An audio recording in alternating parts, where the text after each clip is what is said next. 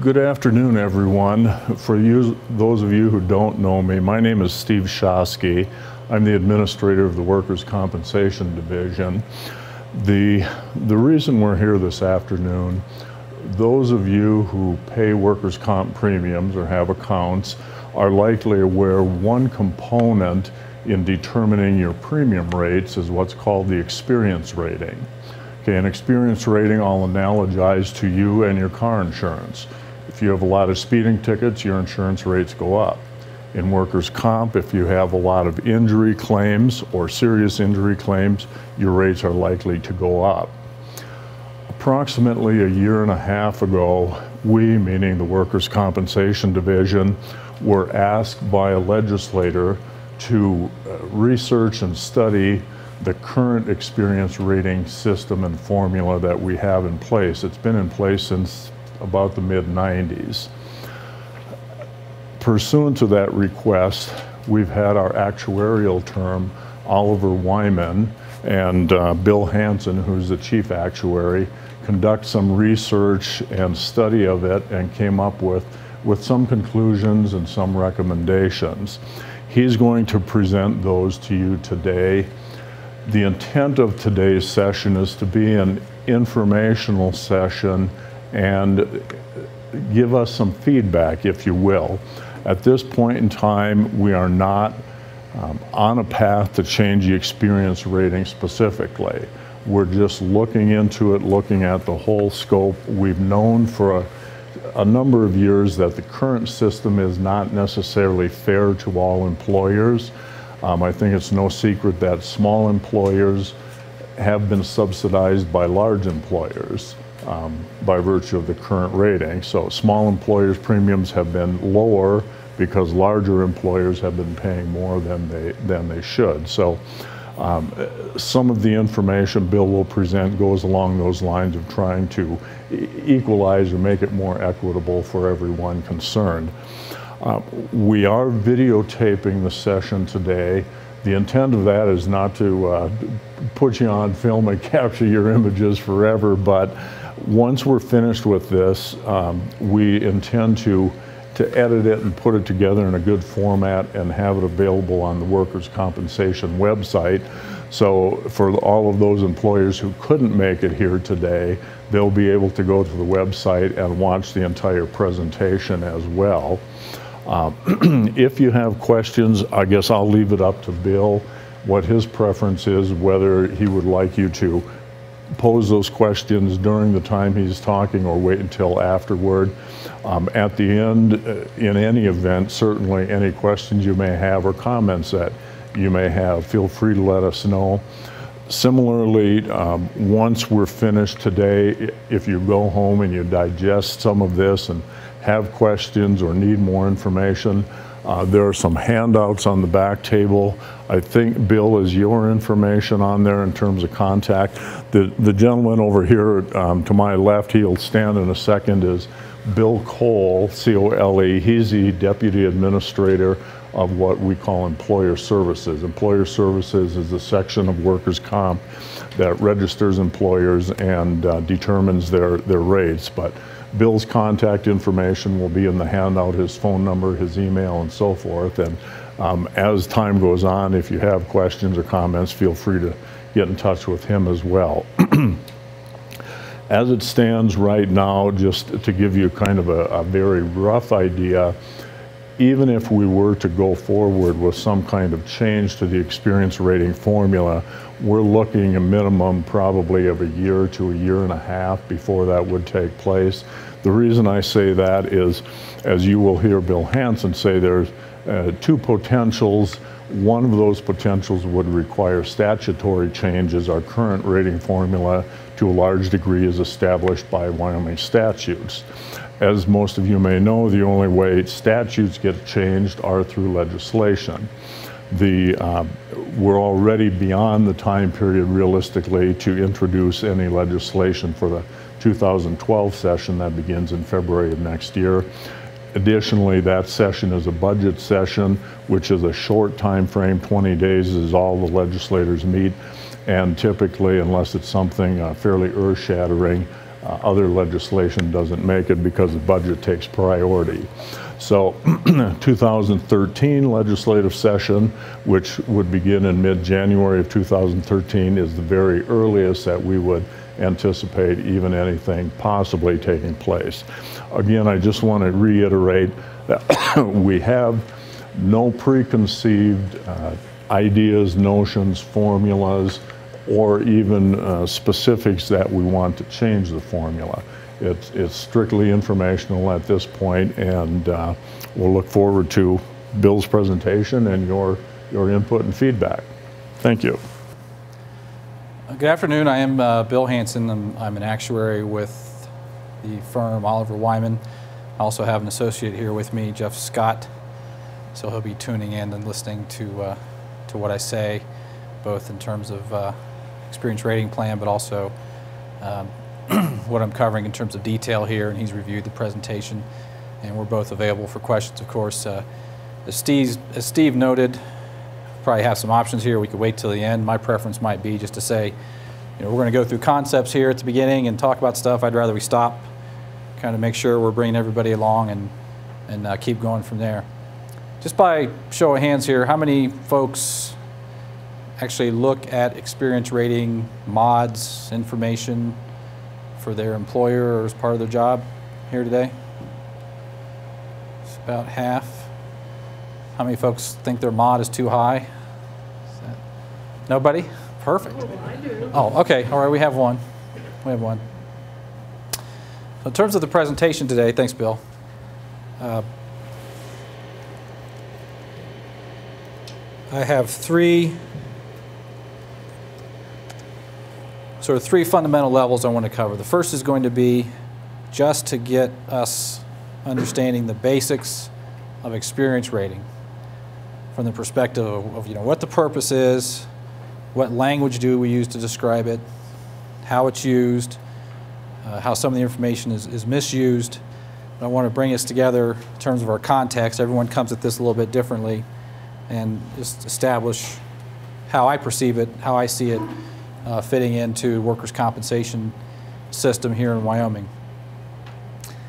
The second phase we'll go through is we'll talk about split rating and no split rating plans, or experience rating design, if you will. There's a few different designs out there in the market today. One's more prevalent than the other. I think in history here, Wyoming's had some discussions about considering different types of plans. I want to at least describe those, compare and contrast them a little bit, and maybe get to a place where this group can start to think about, gee, what would make sense if Wyoming does move forward to update the plan? What makes sense to adopt? Do you keep what you have? Do you maybe go to a design that's a little different? The last phase of the discussion and the presentation here has got some technical content, so I have to spend a little bit of time reviewing what it means, but it's actual results and information and analysis that we've performed on Wyoming's plan. It's a fair amount of detail, and that information kind of guides us or tells us what needs to be done. Now, I'd like to think there's some level of commonality or agreement that right now the plan needs to be updated. It's not functioning optimally. It hasn't been updated in a while, and there's some improvements that can be made. Okay? So we will look at those results. You look at the analysis I've performed, and then start to think about, gee, what might we do to make the system and the experience rating plan in particular function a little better. So these building blocks here are intended to sort of lay out what we're trying to accomplish with experience rating. So right off the top, one of the ideas fundamentals is to say we want to charge equitable premiums to all the employers, regardless of industry group, regardless of classification. To the best extent that we can, each employer's premium should reflect the risk that that employer brings to the system. That's what I define as equitable. No employer is going to pay exactly equivalent amount to what their claim costs are. There's going to be a lot of fortuitous claims. There's going to be some will have large claims, some won't have large claims, but in general, there's kind of an expected cost underlying any particular business. Landscapers have a certain level of expected costs. Office workers have a certain level of expected costs. Folks in the field, mining or in the energy industry have a certain level of expected costs. The risk factors are different. The types of injuries are different. But regardless of where we go within those industry groups, if we can, as best we can within rating plan, experience rating should help us improve the equity in the plan. Stability, we are in fact, while some may laugh at that, trying to achieve some level of stability. A well-functioning experience rating plan will not subject employers to wide swings from year to year. Now, will there be changes? Absolutely. Things can change, mods can move, base rates change, class rates change. Every time an experience mod's calculated, an old year drops off, a new year comes on, and there's lots of moving parts. But regardless of with all those things that are kind of in motion and churning, stability is one of the aspects we're trying to get to. Now, Wyoming uses a little bit different classification system than many states for workers' compensation, the NAICS classes. So you have kind of the starting point of 130 plus classes that each employer gets assigned to. And while that is helpful in saying, okay, yeah, this kind of describes what my business is. Unfortunately, even within a particular industry or industry class, there's a lot of heterogeneity, right? There's a lot of differences between businesses in the same industry. Now, maybe we could pick 3 or 4 small pizza shops and say, yeah, they've got 1 dough maker and 3 knives and 1 oven, and they all run the same temperature, and those feel pretty good. But what if we go and look at landscapers? And can you kind of start to think through, I've got this landscaping class, but he moves snow and he doesn't. She goes up in trees and she doesn't. Okay? So we need within the rating system the ability to say, hey, we've assigned a class based on your industry, but also can we improve that classification even further to represent the particular risks inherent in that business, to represent what those employees do for that type of business. And that's what I mean by classification here. I see the experience rating plan as an extension of the class plan. We need to be able to further refine, further define where these various businesses fit. Okay?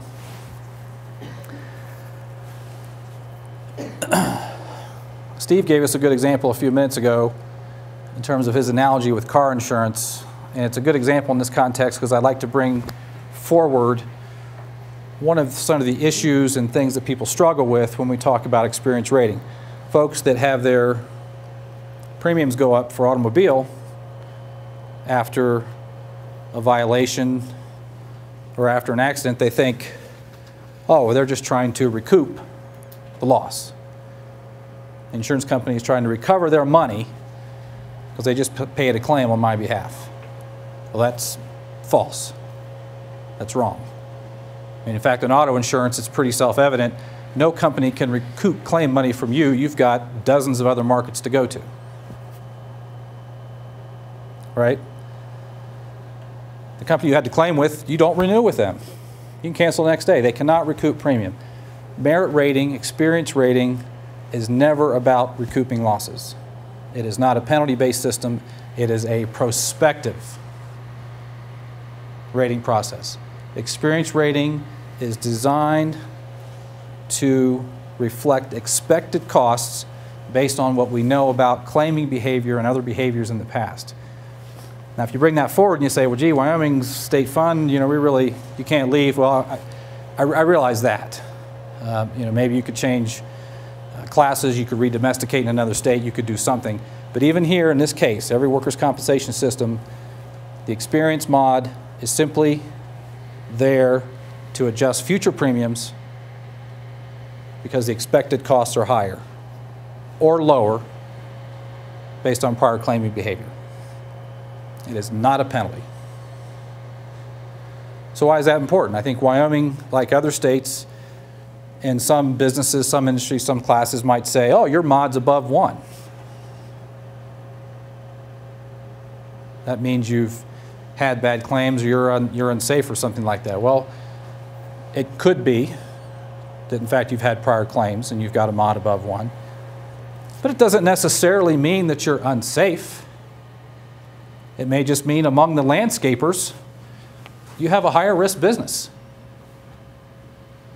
Or among these contractors that you happen to be grouped with, you've got more exposure to loss. You're handling different machinery, you're doing different types of paving. Whatever the aspect of your business is, having a mod above or below some level does not define whether your safety practices are adequate or not. So again, it is prospective in nature. It's intended to adjust future premiums. And one of the aspects that we include as part of that process is we measure something called credibility. What credibility means is that there is only so much information we can gain from past loss experience of any particular risk or employer. If you're a very small employer, maybe back to that pizza shop again, and you've gone 10 years without a claim, that does not tell me much. That doesn't tell me much. There's very little credibility in a claims-free business that's minimum premium or low premium. Now, if you're a franchisee and you own most of the Domino's pizza chains in the state of Wyoming, now that may be telling you something. You've got a decent-sized workers' compensation premium. Overall, you're a good risk with a big risk with lots of locations, and you've had very few claims. We may assign more credibility to that claim history, which would show up as perhaps a credit and experience rating, versus what we might do with just the single shop pizza owner. So any questions on language, purpose of the plan, prospective? I want to clean up a little bit of the language we use and remove some of the kind of perspectives that folks bring to what we can and can't do with experience rating. So Bill gave me a stack of letters here. Thanks, Bill. Folks writing in very nicely, just asking questions or making suggestions. And some of their questions were around kind of mechanically what's happening. They were saying, well, hey, look, our claim behavior, claim history hasn't changed, minimal activity, and our mod is increasing. People are looking at this and wondering what's happening, and I can't explain it, and I don't know what's going on, and so on and so forth. Well, we have some mechanics to talk about, because the experience mod is only one part of the premium calculation, right? There's other pieces that go into it. Base rates. Right? Base rates are in there. Maybe you've got other credits. This morning we just had a rate hearing. And in that hearing we itemized a number of things that were changing as we work towards what the 2012 rate should be. And in that hearing today I said, well, the average mod for the whole state, so all employers roll together, the average mod is going up. And it's actually, this is ballpark numbers, but it's roughly going from about 0.8 to 90, or around there, okay? The average mod is going up. So folks who are just average in the past year would see a small increase in their mod. If you did nothing else, you'd see a small increase in your mod. The current plan today has a fixed baseline of 50%. Is anyone familiar with this? You really have to look at the plan and sort of love it and read it and live it to know these details. But there's a fixed sort of baseline, and with the 3 years of experience that are being used to rate today, relative to that baseline, the average mod is going up. Now, as the actuary, and one of the folks that kind of keeps track of what's happening, of all the moving pieces, what I know is that when the average mod goes up, even though it's still a discount, that means Wyoming, in total, the fund in total, would collect more premium, right? If we did nothing else. We kept the 2011 manual out there, and we just let these new mods come through, more premiums coming in. Well, we're not going to let that happen. The base rate is coming down. This is an isolation. There's other components that are in there, and at the class level, base rates could be going up plus or minus 15%. But in aggregate, high level, all together, if the average mod goes up, the base rate comes down. So we have letters where folks are saying, well, I'm just looking at this mod moving. But really the discussion should always be, in this context, let's look at everything together. You know, if we fix the experience rating plan and we make changes, maybe this mod goes back to close to 1 where it should be. I mean, your average mod should be closer to 1 in a well-functioning, balanced plan. If we did that, we'd see a lot of complaints. Bill would get more letters. My mods are going up. And he would say, well, your base rate's going down. So let's talk about your premium. So all this stuff is married together. So high-level summary, in terms of a discussion about, you know, what's happening with the mods. If you look at it in isolation, you don't have the whole picture. If you look at what's happening to the premium, and you understand that the current plan just has this fixed baseline, it's always going to be this way in terms of some movement. Other types of plans, instead of having a fixed amount here, just use the average for that 3-year period. So the average moves, but it's always average.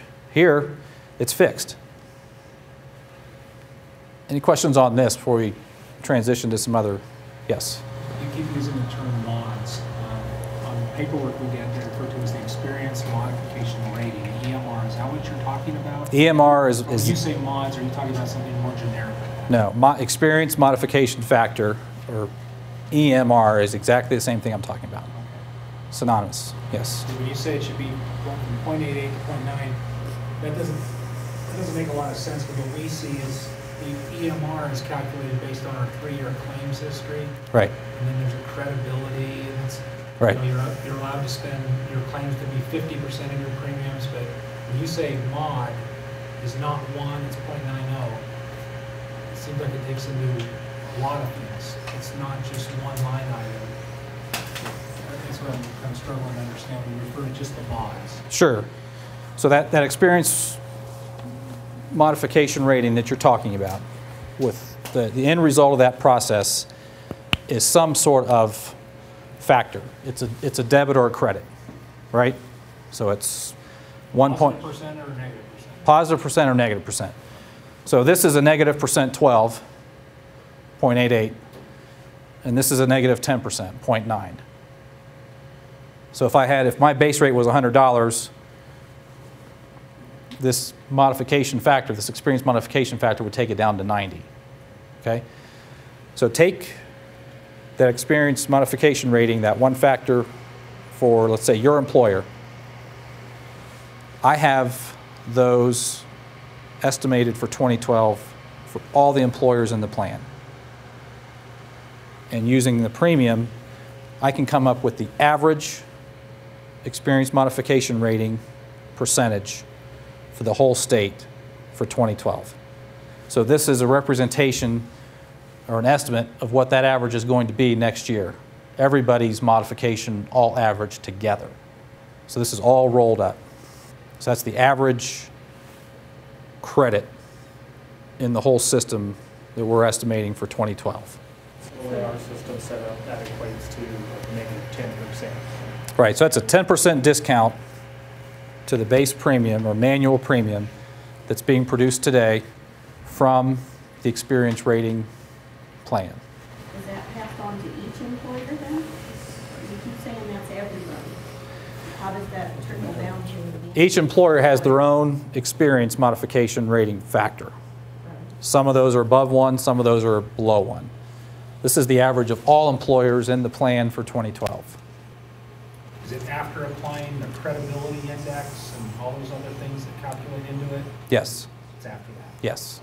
Yeah, so it's the actual computed experience rating modification at the employer level. Yes, Mike? By baseline, that would reflect our allowable loss amount, 50% that's in the calculation for an individual experience rating. Right. So the 50% is incorporated in the calculation, the credibility, and then the 3-year experience rating history window that's used for each employer. Yes. Now, you're trying to bring the experience mods up closer to 1 is kind of more of a ballpark, is that? In terms of having a balanced experience rating plan, my recommendation would be that this mod should be closer to 1. There's no state that's at 1. It might be a couple percent below, Right. a couple percent above. And it's not necessarily, I wouldn't call that necessarily an agenda item that we're saying to Wyoming, hey, you need to get this close to 1. But a byproduct of making this plan more balanced would be that this average discount, if you will, would go closer to 0. So the reason I ask that is we see a lot of people that our customers work for, that they're working, they're contracted with companies that will come in and say, if your experience mod gets so high, you're no longer eligible to work here. And so it's not right, you know, what we're doing here, you know, they're penalizing their, you know, guys when their mod jumps up. Well, if it's over so much, you can't come, you know, your company can't work here anymore. Yeah, that is a complete misuse of the experience rating plan. But it's very prominent right now, and unfortunately. it happens in Ohio. Ohio's got some of the same issues that contractors bidding for certain types of work might be evaluated on their experience rating factor, in particular if it's a debit, if it's over 1. The implication, which is totally false, is that this is an unsafe business. And that's unfortunate. It's completely wrong, but that is how they're used. Now, I will say it is possible that some of the employers who have a mod above 1, some of those may be unsafe employers. But that is absolutely not the way that you can identify that aspect of their business. Yes, Carol. So just to restate some of the comments for the viewing audience, you have a small employer. They've had a recent claim of some size. Yes. They're now have a mod well above 1, and it's affecting how others may do business with you. Yes. Right. So the answer, there's a few different issues, and one we just got done discussing, which is that's an unfortunate, but it's a misuse of the mod, and it's not a good indicator. The other aspect of your question, I will get into more detail as we talk about different sorts of experience rating structures. And to give you the short answer, Wyoming's plan today treats all lost dollars in a claim equally, from $1 to $100,000. Other experience rating setups or structures treat the first $10,000 or $15,000 as one part of the claim, and then they give different weight to the excess part of the claim. Okay. And in that context, and I have an example of that. You know, it would address the issue I think that you're describing. So this slide here really just reiterates the concepts more graphically of what I was offering earlier, which is to say that I really view experience rating as an extension of the risk classification system. The class level manual rates can only get us so far, and when we bring that additional step in of having debits and credits within those classes, we're able to refine the rating and ultimately get a better match between the premiums charged and the exposures brought to the system by each particular employer. It's not a penalty, it's not a recoupment, it's prospective, and it's intended to reflect future costs. I'm going to skip the split plan design here because I want to describe it to you a little better on slide number 8. So within the experience rating universe, there's a couple different types of plans that are prominent. And one is currently have in Wyoming today, we refer to as a no-split plan. Okay? And that is that within your rating, the total losses are used in the formula. There may be some capping applied. But as I was responding to your question, Carol, all losses are treated the same. The other type of structure, which is more common in NCCI states and in actually other states that don't necessarily use NCCI also follow this type of structure, is to say we are going to split the losses into what we call primary and excess components. That's why it's called a split plan. So if we get a claim of any size, we may consider the first $10,000 of the loss, give it more weight in the formula, and then the additional or the excess losses give it less weight. And kind of the more fortuitous dollars don't impact the experience rating as much. And in a conceptual way, we sort of look at this as frequency and severity. The split plan does a lot better job, if you will, of recognizing claim frequency, how many claims have you submitted, and does not penalize nearly as much for claims that have excess amounts. And I will show you in some detail here what that looks like. But this is the main sort of divider here. You know, Wyoming has a no-split plan, and if a decision is made to retain that structure, we could modify it and still improve it as it is today and adjust it. You'd still be left with kind of the volatility and noise that comes with treating large losses like the same way you do small claims.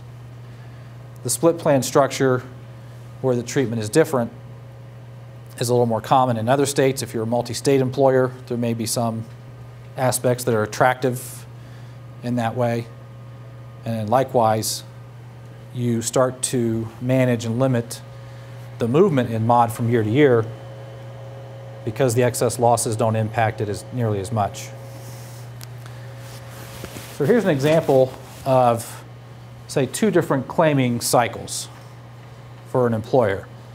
And what I want to do is, in kind of a basic way, look at example 1, look at example 2, and say, well, in both cases we've got $250,000 of loss. It's $250,000 of loss. But it took 10 claims to get there for example 1, and it only took 1 claim to get there for example 2. So your example, Carol, maybe might be more like example 2. And so we take the sample of claims and we assume some size for the employer and do a calculation of what the mod would be for each. And as it turns out, if we treat all the dollars the same, in both cases the mod is 1.16. So it didn't matter. 1 claim versus 10. If you have a no-split plan, this is what you do. Okay? Compare your actual losses to your expected, apply some credibility, and off you go. Now, how many folks, just on the face of it, does this look to you like the right approach? I mean, would you conceptually see both of these employers as equals in their safety management? Okay? I'd say most folks probably would not see these as equivalent, but that's kind of how the no-split plan structure is set up. This slide 10 has a lot of detail about how split plans work, which we don't need right now, but we'll come back to later if we do.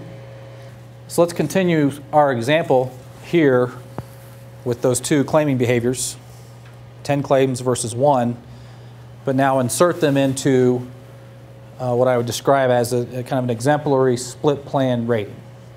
So these are typical or common kind of credibilities and applications you would see in a split plan.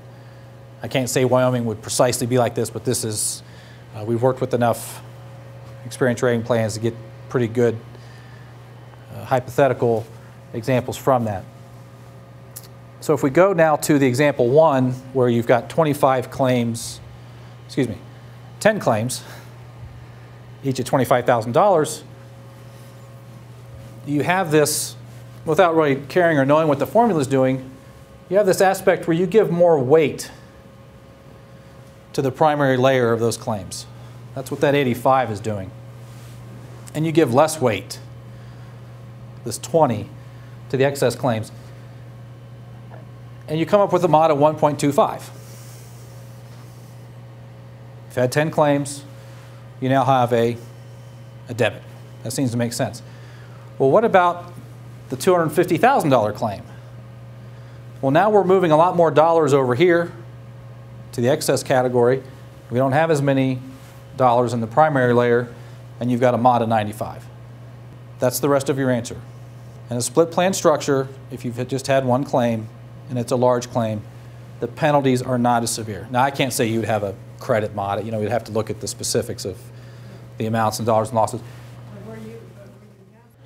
Yes. So to share it sort of with the video audience here, an underwriting fundamental, generally speaking, is that more claims generally is indicative of higher expected costs in the future. And that's certainly the case, and that's the aspect that the split plan brings to the rating process that you don't necessarily pick up with a no split plan.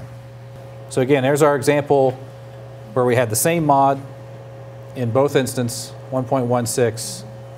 Now here we have much more, a higher expected cost, a higher mod with the 10 claims versus the one large claim. And as we've talked through this with the division folks and shared ideas, there are complicating factors. Some of Bill's letters note there are some complicating factors with the split plan. You've got different credibility measures that you have to incorporate. You do have to split the losses up. However, I would submit to you that with current technology and with where other states are currently, nothing here is all that difficult. It's been done, it's being done, and it's not that big of a step to go from where we are today. Within the plan we have right now, the max credibility is 65. Within the no split plan, your primary and excess credibilities will differ around that.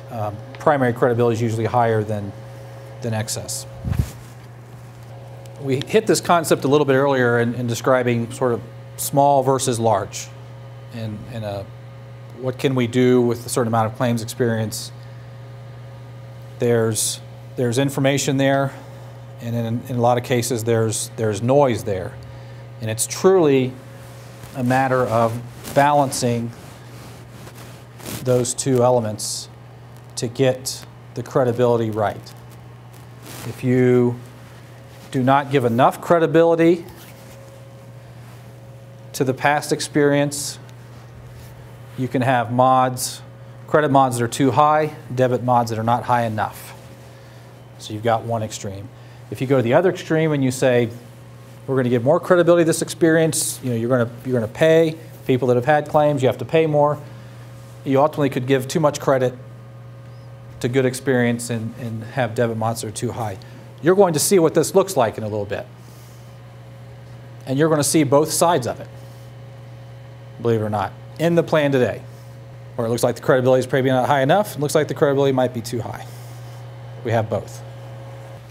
Here's just a quick summary of what we've offered as possible benefits of the split plan. I've really hit most of those already, and some of the drawbacks. I'm not going to read the material to you. You've got your handouts. There's certainly some aspects that are appealing on a number of levels. We've described why maybe having more weight on frequency versus severity can be beneficial. We've got a good example of that here today. But it's not all easy up front. To move to a split plan, there would be some noise. There would be some volatility. There would be some challenges. There might be folks that have to update their systems or do different things. So it's not a free transition. Longer term, the expectation would be that for those smaller employers that have a single claim, you bring more stability to the system. There may be a little bit of short-term noise and pain for what would be a longer-term cycle here with a more stable plan. That's what a split plan offers.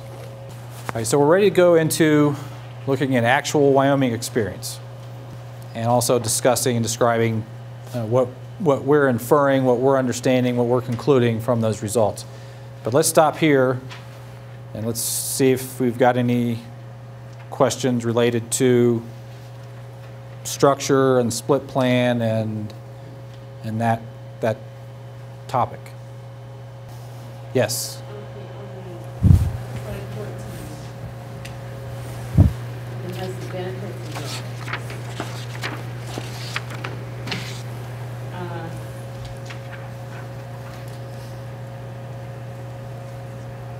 When you say we result in significant changes in charge premiums for certain segments, does that mean your scenario shows some segments might increase in ratings, or that everybody would stay the same, but some might have a difference? I would characterize it as you would have both. You would have some with increases and some with decreases. So explain to me again why putting the weight on the frequency is more important than in the severity. I mean, are you saying the dollar amount of putting is important, or to as an employer, let's take as an employer, as if you had 5 smaller incidents? So we'll go back to one of our fundamentals and kind of the whole objective of the plan, and that is to reflect the exposure in the premium and to do that properly. So the question is, when we look at some past claims, what information there is predictive of future costs? You know, history is history. Those claims have been made and they're there, and our question really is, what can we understand and glean from that to help us better predict the right premium, or at least an equitable premium, for that employer? And so the specific answer to your question is claim frequency, as Carol was describing earlier, is most generally more predictive of future claims and higher costs than simply one large claim might be. Wouldn't that depend on what the claims were for?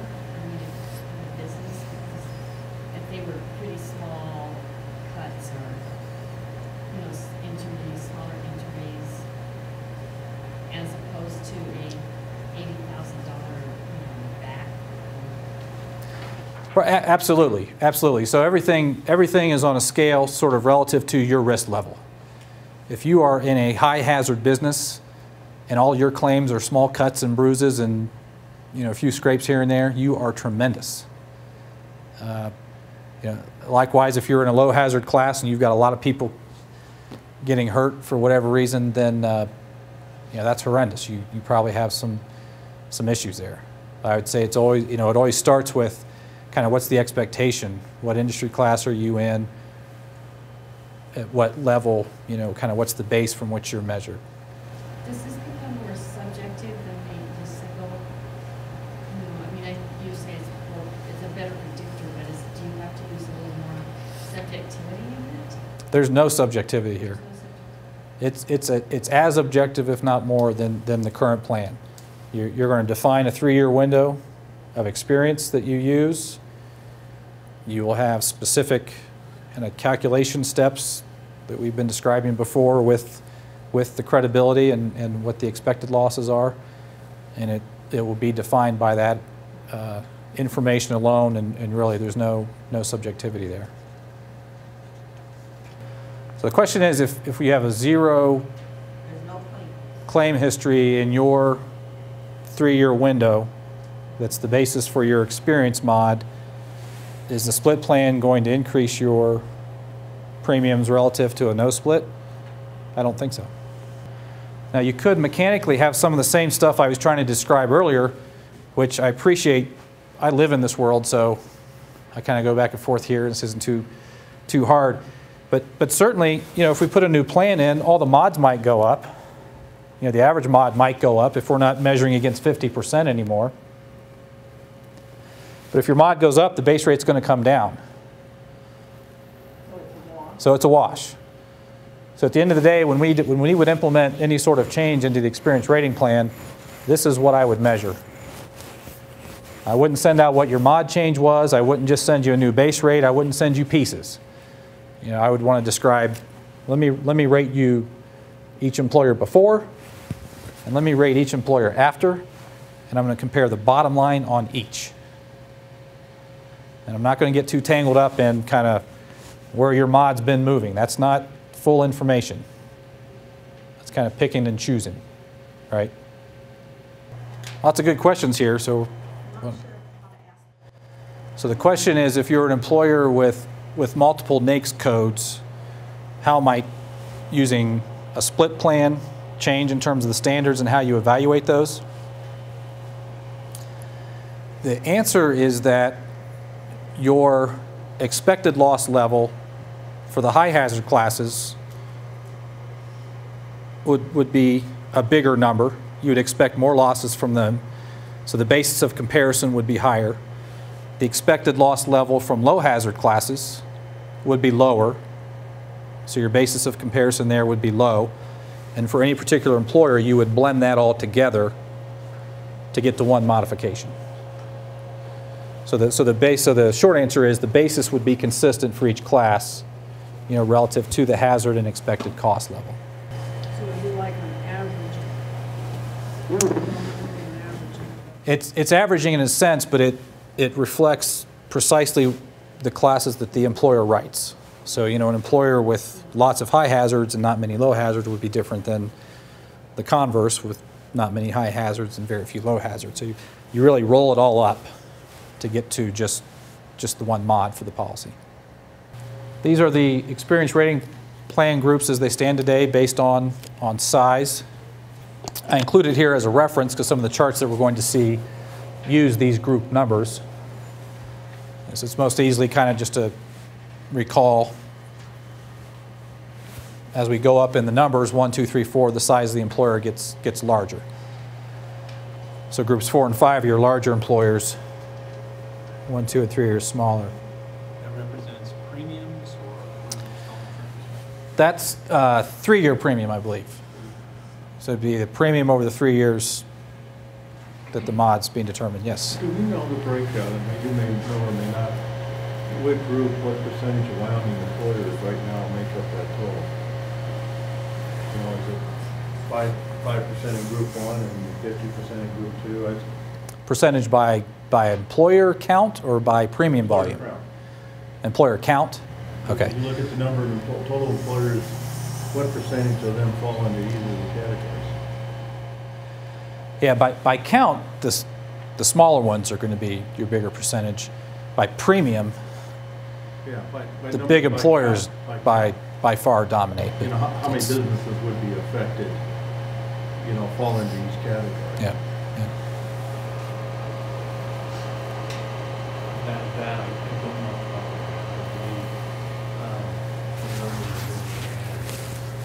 A few years back, it was, I wanted to say 80% of the employers selling the first 2 to 3 years. So 80% of the 18,000 employers we have in the system now is a good estimate. And then the other 20% fell within the groups 4 and 5. And conversely, 80% of the premium fell within groups 4 and 5, and 20% of them came from groups 1. But those are numbers I can't run and find out for you if that's something. Just kind of curious, how that. We had the opportunity to look at some of the experience rating plan results for Wyoming and evaluate performance and how the plan's been functioning. And we looked at it across a few different dimensions. As Steve mentioned earlier, and these are just some of the observations, we'll get to the actual data in a moment. The smaller employers on average have had higher loss ratios, but there's a lot more to get to than just comparing by groups. So kind of hang on to that. Manual premium is what we call the premium before experience rating. So it's just base rate and payroll. And the standard premium is the premium that includes the experience modification. And as we evaluate it here, and I'll illustrate this here in a little bit, we have not found that the current mods are accomplishing their goal. We're really not improving rate equity as much as we could be potentially with this type of plan. Now, this last one's a little bit confusing, so I'm not going to read it now. We'll get to the graphs. You'll have it here for reference. Let's go ahead and move forward, and I'll actually expose that as we go through some of the slides. All right, so we have an experience window here of 2005 to 2009, and we've put the Wyoming employers in their respective buckets, or at least in the buckets that they were in at the time of rating, in those groups. So across the bottom, we've got group 0 running all the way over here across to group 5. And prior studies, information that I've seen that's already been exposed to the division, or as this issue has been visited in the past, have, I think, basically illustrated the same thing, which is to say that for the most part, when we divide the universe this way, we're seeing higher loss ratios in the small employer groups and lower loss ratios in the large employer groups. Okay? So that's just your one look, our one view when we cut the world up or divide it into those segments. Why is the total 80%? Why wouldn't that be 100%? I just put the 80 line in there because that's the average across the whole state. So all employers together, that's your average. And then the bars are how those segments compare relative to that average. Are you asking about this line right here? Because I'm trying to understand, we're saying across the state, the losses, are you saying the losses are on average or in total 80% of the premiums paid? Yes. Because I thought we were talking about a baseline of 50%, so allowed losses are 50% of premiums, which I never quite understood. Is the other 50% an administrative program and everything else, or? I'll start and then that's fine. Yeah, I understand your question. So this calculation where you're looking at the mod uses this 50% loss ratio. And it's based on a very recent time period of claims for the employer. Those claims are not fully mature. They're green, if you will. So maybe there's been some payments. I don't know if I agree with that, because it goes back 4.5 years, and the most recent is 1.5 years. To me, that's not that current. Right. So I could show you slides from some of this morning session. It takes maybe 3 decades to fully pay out these claims. Workers' compensation claims at that point in time maybe are 50 to 60% paid, and the rest is still unpaid.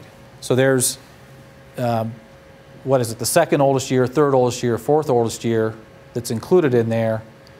And this, I'm not, actually, Bill Cole can maybe comment, or Steve, as to why they picked the 50% line. But within the context of experience rating, immature losses, they're using the 50% as their threshold. Which basically means you're going to pay double the premium of what your allowed losses are to stay at 100%.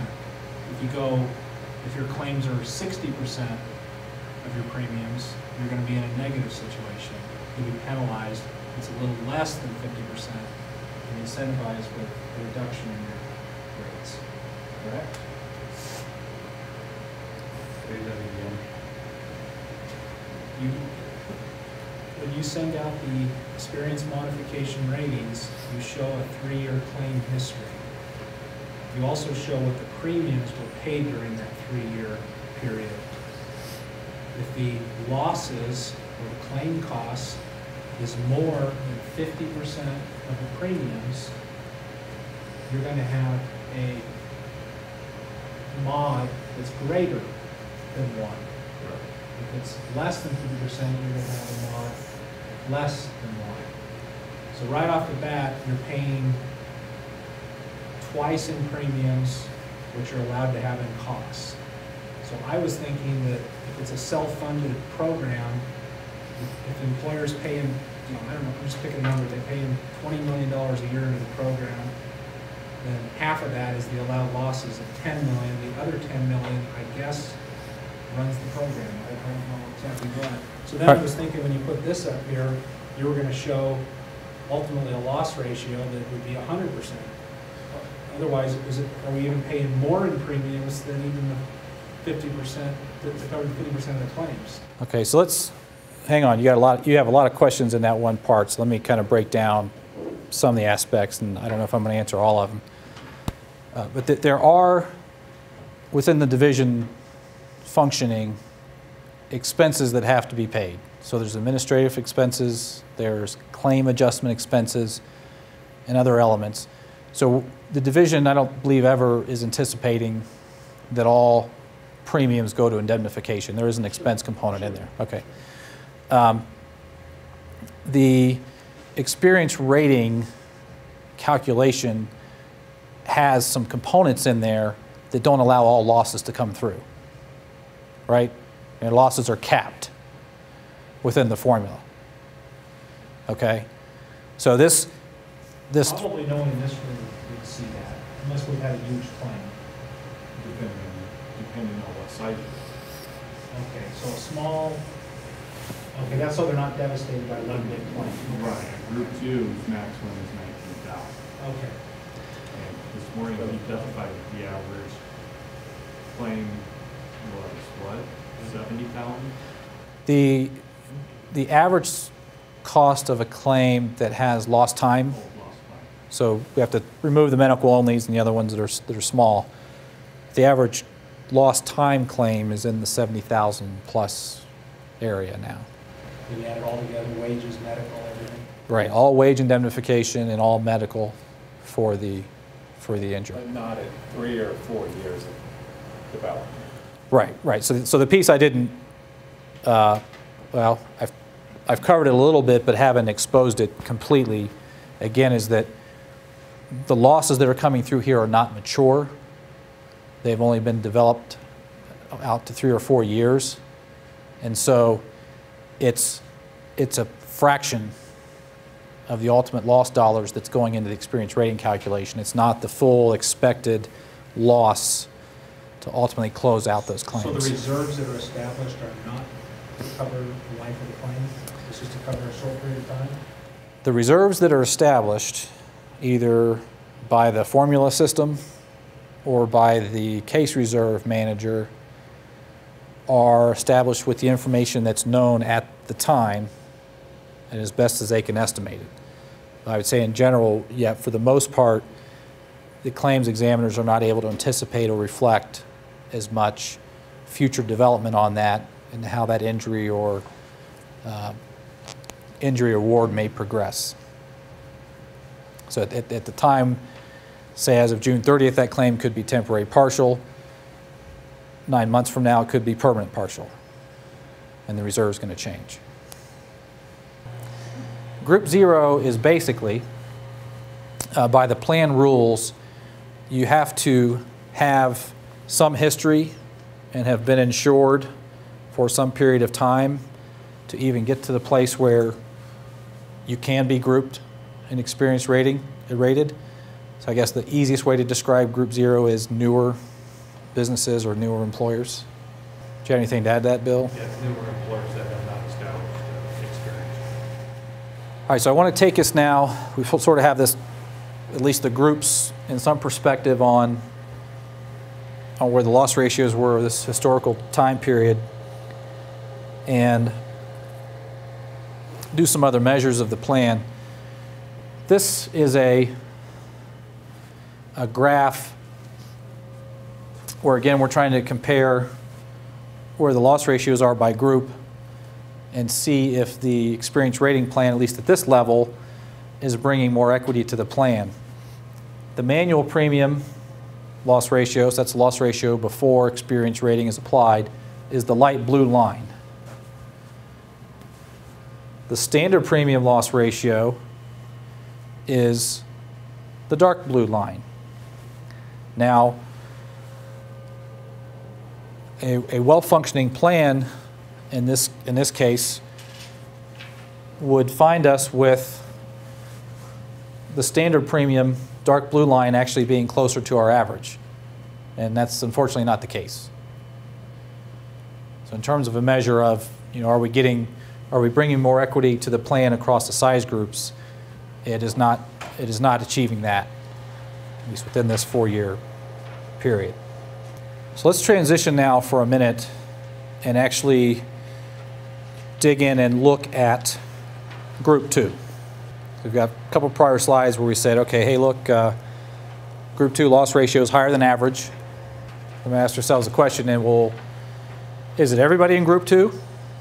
Are all the Group 2 risks paying below adequate premium, or maybe we can expose it and look at how the Group 2 is rated in the experience rating plan and see perhaps there's segments of Group 2 that's performing better than others. And in fact, that's what we've attempted to do here. This doesn't answer your question earlier about employer count. In terms of premium volume, you can get some idea of how much volume here is in Group 2. The folks in Group 2 with credit mods ranging from 15 to 25% are just shy of 10 million in premium. So the bar gives you some scale of exposure, or how many are in that group. So obviously this credit group is by far the largest, and then these other groups are smaller. Okay? The bar here is the loss ratio within each of these modification segments. So here you have groups, the Group 2 risks at the max mod, at the 25%. Or in the middle, those between -5 and 5 to 15. You can see where their loss ratio is running. And kind of the main observation is to say, well, are you above or below this relativity line? In this case, it's not a loss ratio, but it's a relativity. Are you above 1 or below 1 in your modification? Okay? So the takeaway here, as we look at now just the small employers, what would happen to the small employers? Well, at least based on this history here, at first glance, the small employers that are currently in this credit group are performing better than average, which means that modifying the experience rating plan to bring more balance would not necessarily imply an increase for that group.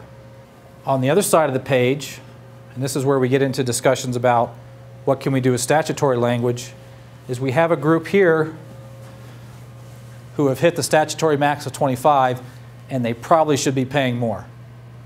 They're 20+% above the average for this group. And if the plan was modified, if we made the adjustments either to the current plan with the credibility tables or went to a split plan, it would be those who right now have been identified based on the claiming behavior that are in the debit group, but by virtue of sort of a self-imposed cap, are not paying more. So again, we're not looking now at large versus small. We're looking at, here's all the small employers, here's where their mods are, how are they performing? So the takeaway is perhaps we need more room to get their premium levels closer to where they should be. And this is how you bring down the loss ratio for the small employer groups, is by addressing this segment that's underperforming. Now I realize this is a bit noisy, and kind of the trend is from low to high. We've got very small volume down here. It just tells you it's real insurance data. Things aren't nice and clean and linear. But we can look at that. We can look at the next size group up and see a similar sort of pattern. Not the same, not to the same degree, but in Group 3, our largest credit groups, the ones that are getting -25 to -35, are performing better than average. And for the most part, the folks on this side are in decent shape. But as we trend over here, and again we run into a segment of $5 million of premium, they're running into a statutory cap, and they're probably not paying as much as they should be. Now, I'm describing the statutory caps and kind of the experience rating as if you folks are familiar with them. Does everybody understand what I'm describing here? If you actually look at the experience rating plan, by statute, employers of this size cannot have a debit mod higher than 1.35. That's in the plan and it's in the law. So this really should change your perspective about what do we mean by small employer and who might be affected by changes in the plan. Well, if you're a small employer and your experience has been good, I don't anticipate changes to the plan being adverse to you. If you're a small employer and you're in the debit mod group and you've had prior claims experience, then you are likely to pay more premium. But that's because your expected costs are higher. That's how we bring equity to the system. Okay, well, I sort of don't, this is not computing with me too well, because right now, because of the claim that we had, we are paying more. Our rate had doubled for $100 a pay. How much did your mod change? It went from, well, we're at 25. It went from 20 credits, which we had had for 25 years, to 25. Right. So I don't know that we can translate kind of an individual employer mod movement to what's happening up here. Any individual employer, in fact, in your case, maybe the premium is adequate. The only observations I can make here is that as a collective group, not necessarily your employer or their employer, but as a group, those in this mod category are not paying sufficient premium. Law of large numbers. Law of large numbers, thank you. That's exactly right. It's classification. Yes? So, with all that difference, you know, your size for your employer, there's a lot of differences within that class. On, you know, the loss ratios and premiums paid. How in this new system do you recognize that within a class? So when you say within a class, do you mean Like this class has, within group 3? I mean non-class, within a group. So the question is, how would moving to an improved plan or different plan address the imbalances that we're seeing here historically? And the answer would be, in terms of how a new plan would be modified, we would anticipate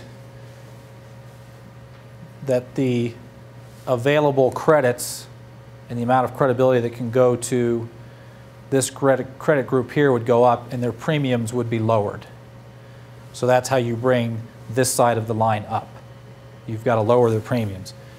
On the other side, if we're able to make changes either statutorily or otherwise to the plan that gives us more flexibility in terms of how high the mod can go, we would increase the premiums in this group by updating the credibility tables and bring them down closer to the average. There would always be some sort of up and down noise that's not avoidable with the level and size of these groups. But nonetheless, that overall shift in the imbalance we could flatten out by updating the plan. Are these charts specific to Wyoming or the nation? This is Wyoming experience 05 to 09. So these are real dollars. This is real information, real. So group 2 employers, if I'm adding up the total premiums around $12.5, $13 million was paid in during that 5-year period? So that's, I'm looking at 3. Yeah. Right. So this is the legend. You add up all those lines, 21, $30 million or whatever. That equals premiums that were paid during that 5-year period. That's the latest year of premium to represent the size of those classes. So it's not 5 years worth of premium. Well, it's 1 year. The bars are 1 year, 2009. Okay. So at the bottom legend, you see the label, the thick blue bars, 09 premium. And then you talked about it being a loss ratio, but does that line where it hits over here is actually talking about what the actual claim costs were? No, I changed formats on you a little bit here, and I mentioned it a moment ago, just to repeat it, because I understand the confusion. With these charts here, I set the baseline loss ratio at the average, and then everything is relative to that average. So if you're above 1, you're worse than average. If you're below 1, you're better than average. So 100%, or the average for that group, is the point around which we measure. So what this clearly shows is if you're an employer with little or no claims, you're completely subsidizing those with it, because according to that, those that have a good mod rate, they're still paying 2.5, 3 times what they should be. They're paying almost $14 million. Should be closer to 6 or 7 if it was all equalized. Well, more to that, really what we're saying is that, you know, they're roughly 10% better than average here versus the 100% line. We're looking at the line here. But look at the premiums. The premium just gives you, tells you what the size of the group is. But in terms of their loss ratio, it's about 10% better than average. This group over here is 20+% worse than average. So if we were going to equalize this, you know, take their mods down, take their experience rating factors down to pay less, and bring their experience rating factors up to pay more. I think it would be a much more understandable slide if you showed premiums versus claims costs. And then you can clearly see who's subsidizing who. Wouldn't that make a lot of sense? This line is exactly that. It's just the basis is the average for the whole group.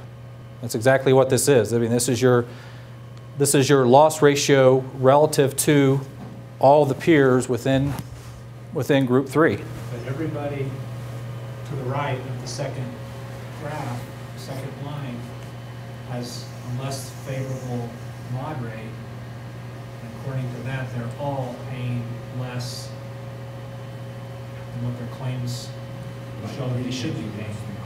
Which means if you have a good safety program, you're not really getting rewarded for it with the way this is set up, the way it's currently structured. And I guess that's the whole idea of this discussion. They would make it better. That's the main point. So I'm trying to take us away from small employer versus large and say, well, let's look at these employer groups, and within those groups, where are we seeing the higher loss ratios? You know, what might we address if we want to bring these more in line by size? Well, it's not just all small employers, is it? I think we've proven that. It's segments of, or maybe even those on this side of the graph, where you might address the rating. Yes, Jeff. Now, one way to look at that is the far bar on the left is about $13 million of 2009 premium. If we were to just make a rough correction, we would want to reduce that premium by 10%. So that would give you, we would reduce the premium that group paid by $1.3 million. And if you go to the far end, we've got about $6 million of premium. And like Bill said, it's about 25% higher. So 25% of $6 million is about $1.3 million or $4 million in that range. So you're going to raise those rates by 25%. But there's not as much premium in there, so you're not going to get the full, you know, a whole bunch of premium, but you are going to get an equal amount, $1.3 million up and $1.3 million lower. Not if you do the same percentages, because taking 10% away from 13 million. Yeah, you would take 10% off that group, and you would raise the other group by 25%. That's how you would get that imbalance. 10% of that group is 1.3. 25% of this group is 1.3. Down 1.3, up 1.3. Yeah, that's the. Yes. Is there adequate reserves to make this adjustment and lower the premiums of those being overcharged without increasing the premiums? I'm going to answer your question, but the answer isn't really getting to the reserve level. I mean, anytime we would implement an experience rating plan change, it would be on balance. In other words, it's revenue neutral. Some are going to go up and some are going to go down. The overall rate level change is kind of the separate matter, and that's what we were doing this morning. Now it'd be nice, and I've had this happen before, it's quite fortuitous if somehow you can have a rate decrease and around the same time you're putting in these changes, right? Because then you kind of buffer the ones that are going up, and then the folks that benefit even get a little bit more at the same time. So my strong preference would be to see what you described, which is this would be great to do at a time when base rates are going down. So the folks that are on the other side, the folks that are in the 35 max group now, don't have their insurance budgets completely implode with the changes. We would also expect, or at least try to suggest and implement some sort of transition caps in putting these changes in. They're not easy to do system-wise, but are usually worth the investment so that the employers can move and move towards their ultimate premium over a period of time, particularly those that would move a lot. All right, well, this is certainly a challenging format to review, and I do want to cover one more of these slides. Fortunately, it's the same picture, but for the large employers. Do we have any large employers here today? We have a large employer here today. All right, so good. We'll speak to everybody, but I'll know you're listening intently. The large employer story and where they are across the experience modification groups is actually different. If you recall our first two graphs, we were sort of moving up as we went from left to right, as we went from credit to debit. We're not doing that here. We're not doing that here. Now, the large employers have available to them bigger credits and debits, and that's related to the credibility. This is your true example of being able to put more weight on the experience of those employers. And in our evaluation here, the overall trend was to say for the large employers, what's happening right now is that for those that are receiving credits, the credits are probably too high. They're not paying enough premium, or at least didn't in this time period. And as we go all the way across over here, for most of the ones in the higher debit groups, their loss ratios are much better than average, and I think this line actually should be up here. So I missed getting that adjusted. This segment is much better than average and probably should have lower mods. So the adjustments and the application and bringing the plan up to date would be very much the same way that I described for the small employers, except we would be doing the opposite here. Maybe less credibility would go to these groups so that we could bring the line more in balance across the spectrum of experience rating mods. Now, I jumped to group 5 here for the large employers. I had a slide, or I have the page for the group 4. I think the group 4 is probably the most on balance of any of them, so it didn't serve to illustrate kind of the main concepts today. I anticipate all groups would be affected in some fashion when we update the plan, if and when we update the plan. Yes, Mr. Todd. Getting back to the smaller employer and say a group 2 or a group 3, if the case was such that you had the one large claim and the cap should be higher, that employer may not necessarily be maxed out with their experience rating, their mod, right, under a new calculation of a split plan. Right. That's right. So in summary then, we went through kind of some of the main concepts of experience rating, and what we're trying to accomplish: equity, trying to improve the classification system within the plan, and it's a prospective system, looking to get the best estimate of next year's premiums as we can. We covered split plan at kind of a high level.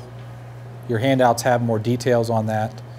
That is an option, not the only option, but it is an option relative to the current no split plan. And then the last thing that we've gone over today is this Wyoming history, and kind of showing us where the imbalances are currently. These are things that we would try to address or would attempt to address if we're able to update the plan. Steve.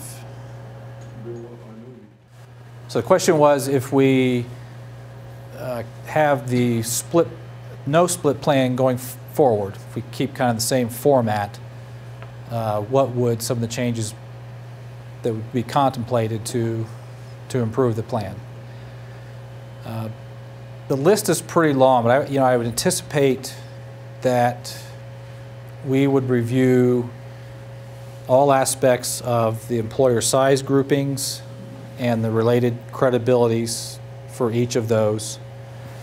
We would evaluate kind of the long-term advantages, disadvantages of having a fixed 50% baseline loss ratio maybe versus one that is just the average for each year going forward.